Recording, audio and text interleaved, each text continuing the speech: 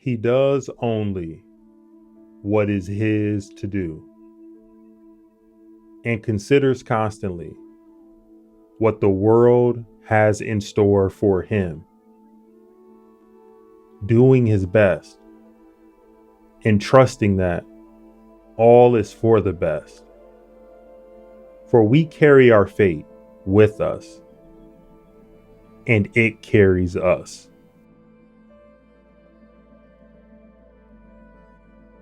To only love what happens, what was destined, no greater harmony.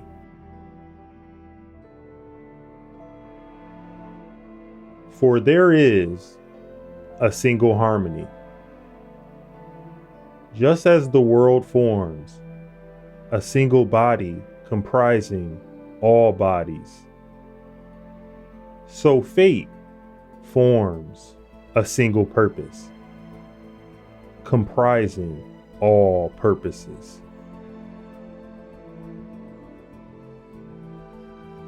To watch the courses of the stars as if you revolved with them,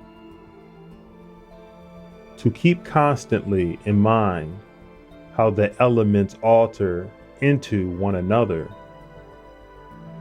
Thoughts like this wash off the mud of life below.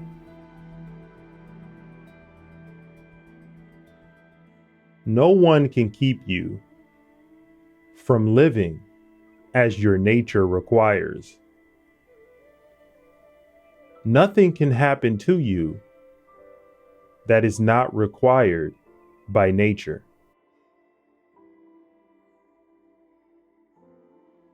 The others obey their own lead, follow their own impulses. Don't be distracted.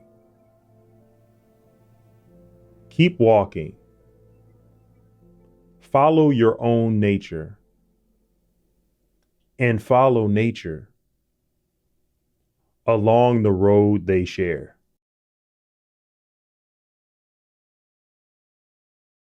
Doctors keep their scalpels and other instruments handy for emergencies. Keep your philosophy ready too. Ready to understand heaven and earth in everything you do, even the smallest thing. Remember the chain that links them. Nothing earthly succeeds by ignoring heaven. Nothing heavenly by ignoring the earth.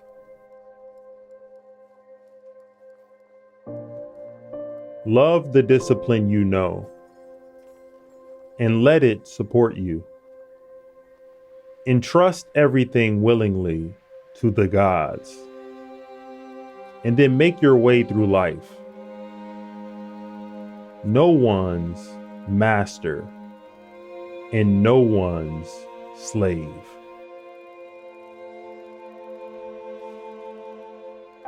People try to get away from it all, to the country, to the beach, to the mountains. You always wish that you could too, which is idiotic. You can get away from it anytime you like by going within.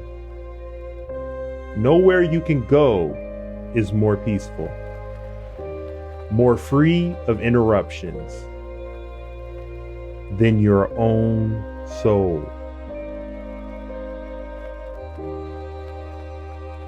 What injures the hive injures the bee.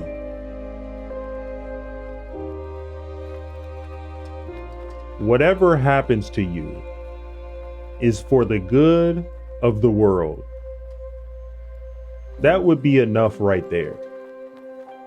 But if you look closely, you'll generally notice something else as well.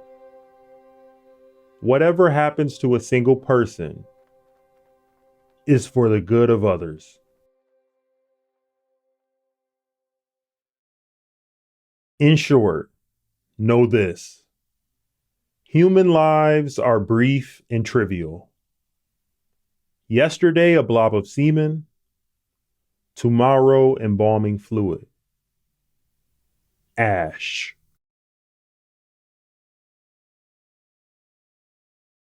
Indifference to external events, and a commitment to justice in your own acts, which means thought and action resulting in the common good, what you were born to do.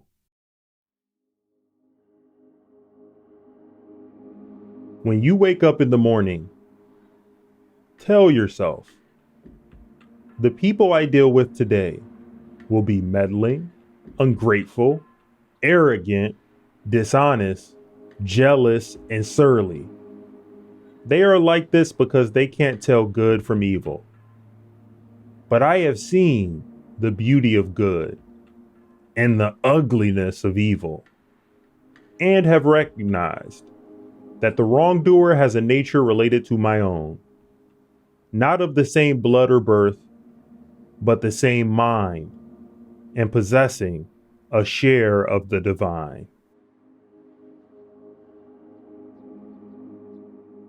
Fight to be the person philosophy tried to make you. Revere the gods. Watch over human beings. Our lives are short. The only rewards of our existence here are an unstained character and unselfish acts.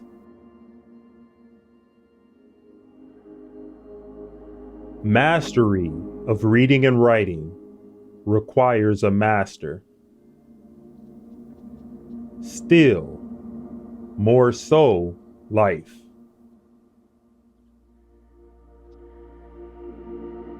People who labor all their lives but have no purpose to direct every thought and impulse toward are wasting their time, even when hard at work.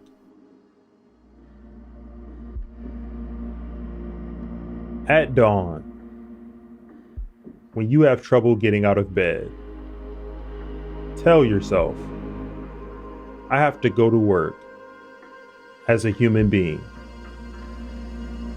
What do I have to complain of? If I'm going to do what I was born for, the things I was brought into the world to do, or is this what I was created for? To huddle under the blankets and stay warm? You don't love yourself enough. Or you'd love your nature too, and what it demands of you. People who love what they do wear themselves down doing it. They even forget to wash or eat.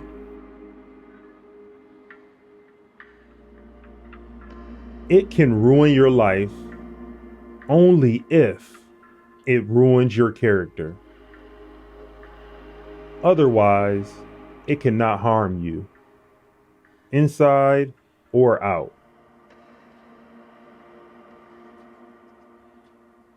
Perfection of character. To live your last day, every day, without frenzy or sloth or pretense.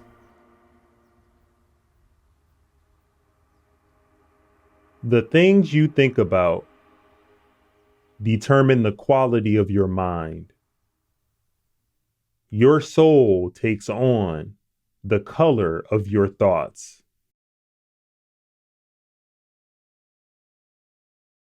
The mind in itself has no needs.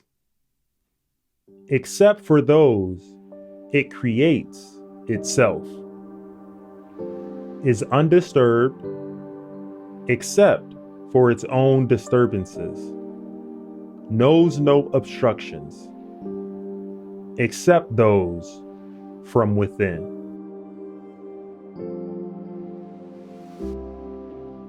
The mind without passions is a fortress. No place is more secure. Once we take refuge there, we are safe forever. Not to see this is ignorance. To see it and not seek safety means misery.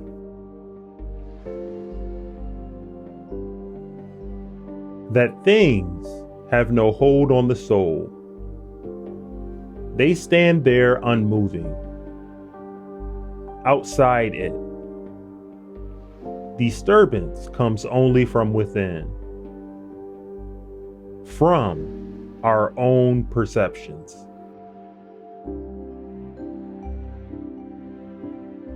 Choose not to be harmed, and you won't feel harmed. Don't feel harmed, and you haven't been.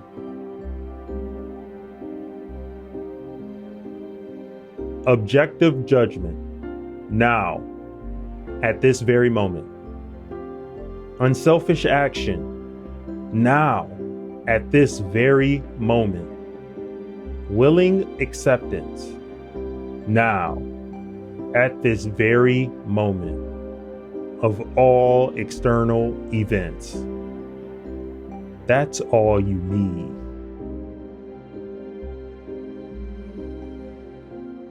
I can control my thoughts as necessary. Then how can I be troubled? What is outside my mind means nothing to it. Absorb that lesson, and your feet stand firm. You can return to life. Look at things as you did before, and life returns.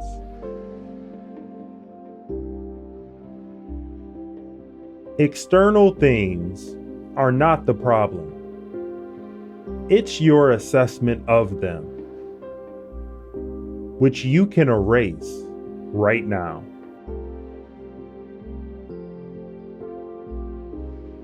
Your three components: body, breath, mind. 2 are yours in trust. To the third alone, you have clear title.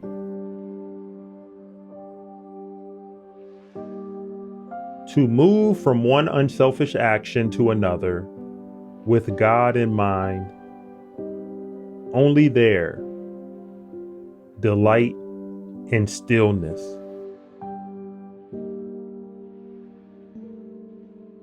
For every action, ask, how does it affect me? Could I change my mind about it? But soon I'll be dead, and the slate's empty.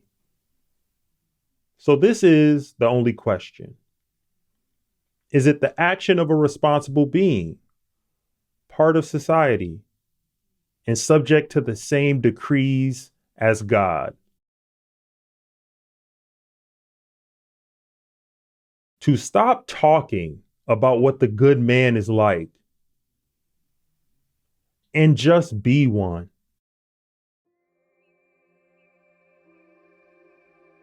Be satisfied with even the smallest progress, and treat the outcome of it all as unimportant.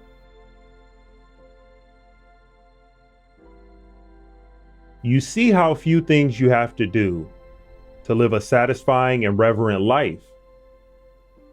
If you can manage this, that's all even the gods can ask of you.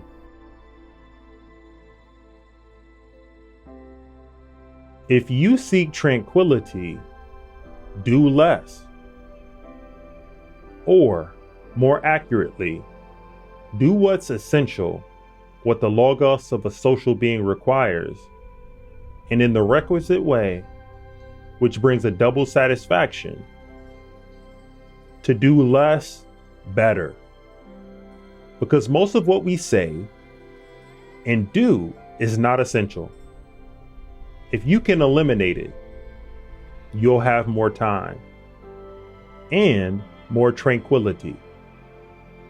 Ask yourself at every moment, is this necessary?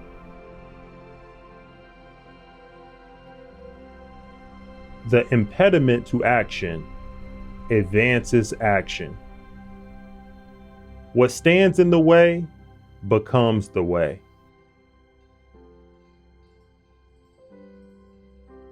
To bear in mind constantly that all of this has happened before and will happen again.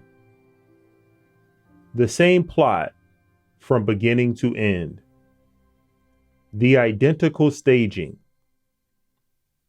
Produce them in your mind as you know them from experience or from history. All just the same.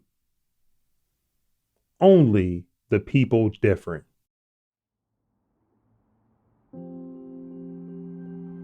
Forget everything else. Keep hold of this alone and remember it. Each of us lives only now. This brief instant.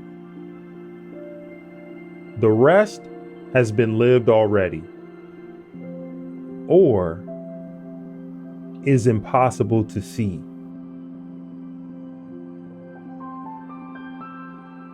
Think of yourself as dead. You have lived your life.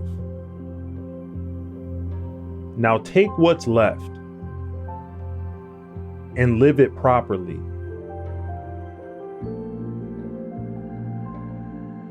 If all the rest is common coin, then what is unique to the good man? To welcome with affection what is sent by fate, not to stain or disturb the spirit within him with a mess of false beliefs. Instead, to preserve it faithfully by calmly obeying God, saying nothing untrue, doing nothing unjust. And if the others don't acknowledge it, this life lived with simplicity, humility, cheerfulness, he doesn't resent them for it and isn't deterred from following the road where it leads to the end of life, and end to be approached in purity, in serenity, in acceptance, in peaceful unity with what must be.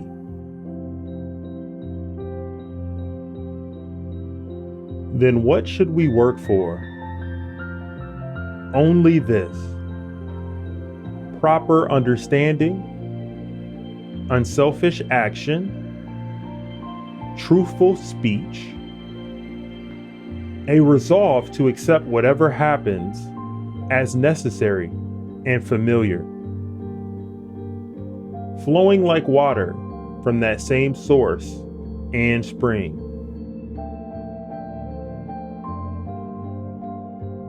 So we throw out other people's recognition. What's left for us to prize? I think it's this: to do and not do what we were designed for. That's the goal of all trades, all arts, and what each of them aims at. That the thing they create should do what it was designed to do.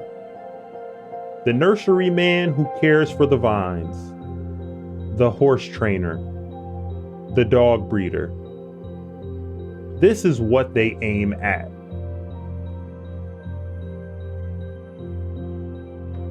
Be satisfied if you can live the rest of your life, however short, as your nature demands. Focus on that. And don't let anything distract you. You've wandered all over and finally realized that you never found what you were after. How to live. Not in syllogisms, not in money, or fame, or self-indulgence. Nowhere. Then where is it to be found? In doing what human nature requires. How? Through first principles, which should govern your intentions and your actions. What principles? Those to do with good and evil. That nothing is good except what leads to fairness and self-control and courage and free will. And nothing bad except what does the opposite.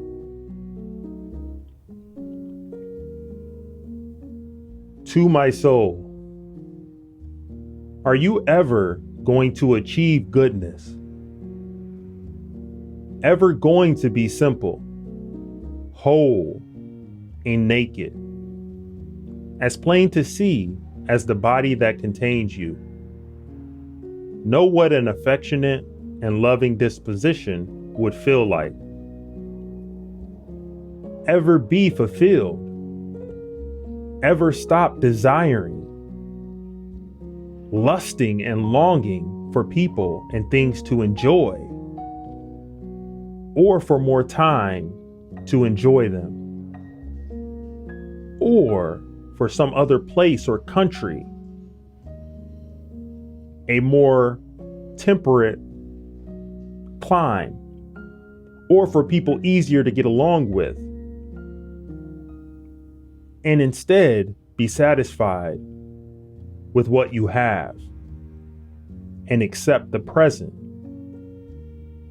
all of it, and convince yourself that everything is the gift of the gods, that things are good and always will be, whatever they decide and have in store for the preservation of that perfect entity. Good and just and beautiful, creating all things, connecting and embracing them, and gathering in their separated fragments to create more like them.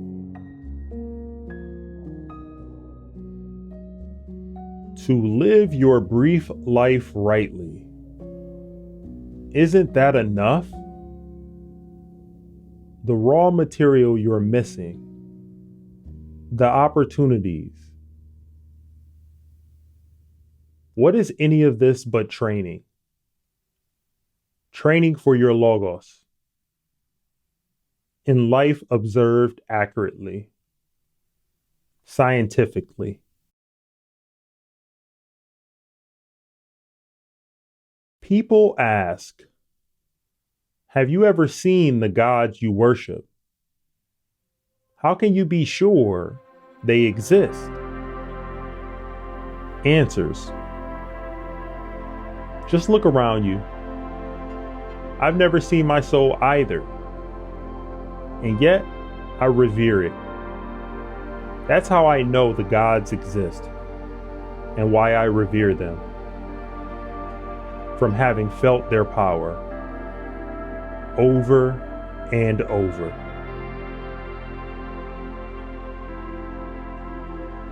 Don't ever forget these things. The nature of the world, my nature, how I relate to the world, what proportion of it I make up, that you are part of nature, and no one can prevent you from speaking and acting in harmony with it. Always.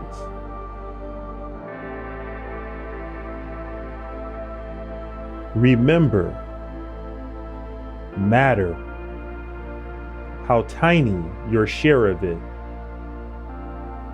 Time, how brief and fleeting your allotment of it. Fate, how small a role you play in it.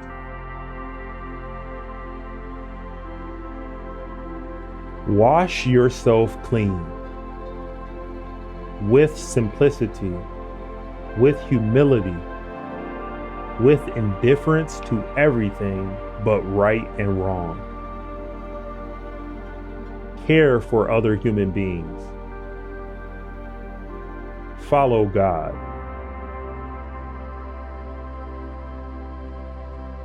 Nature did not blend things so inextricably that you can't draw your own boundaries.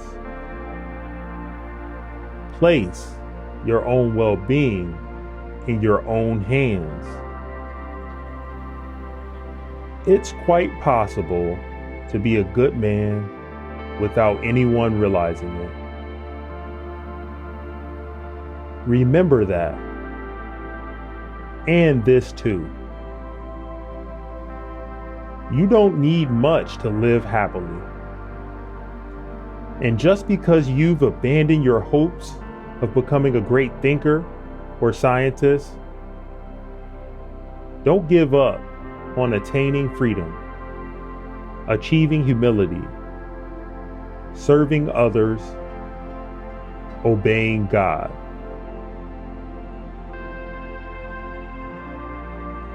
Concentrate on what you have to do. Fix your eyes on it. Remind yourself that your task is to be a good human being. Remind yourself what nature demands of people. Then do it without hesitation. And speak the truth as you see it, but with kindness, with humility, without hypocrisy.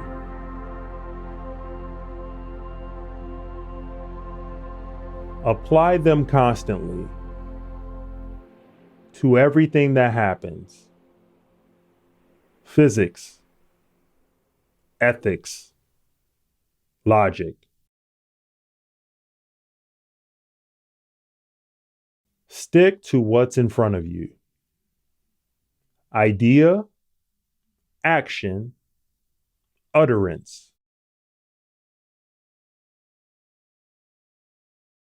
Three relationships. 1, with the body you inhabit. 2, with the divine, the cause of everything and all things. 3, with the people around you.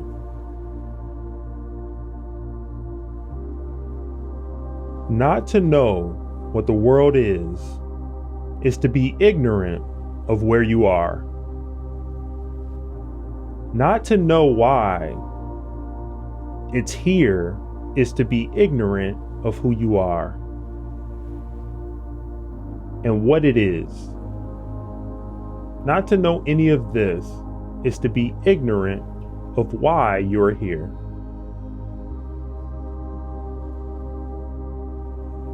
Epithets for yourself. Upright, modest, straightforward, sane, cooperative, disinterested. If you maintain your claim to these epithets without caring if others apply them to you or not,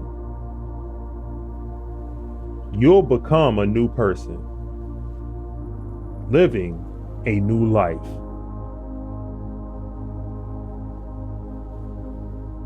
Your actions and perceptions need to aim at accomplishing practical ends, at the exercise of thought, at maintaining a confidence founded on understanding, an unobtrusive confidence, hidden in plain sight.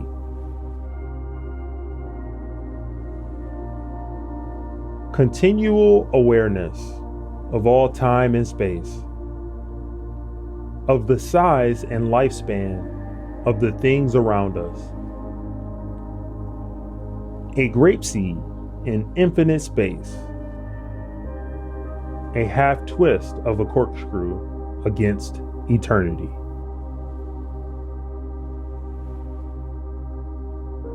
Characteristics of the rational soul: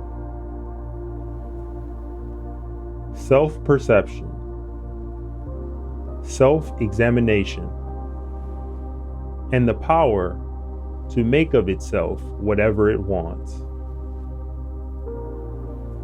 It reaps its own harvest, unlike plants, and, in a different way, animals, whose yield is gathered in by others. It reaches its intended goal, no matter where the limit of its life is set.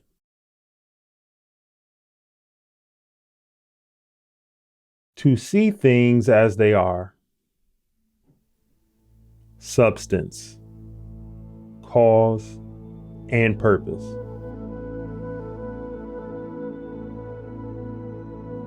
That an individual's mind is God and of God. That nothing belongs to anyone. Children, body, life itself. All of them come from that same source. That it's all how you choose to see things. That the present is all we have to live in,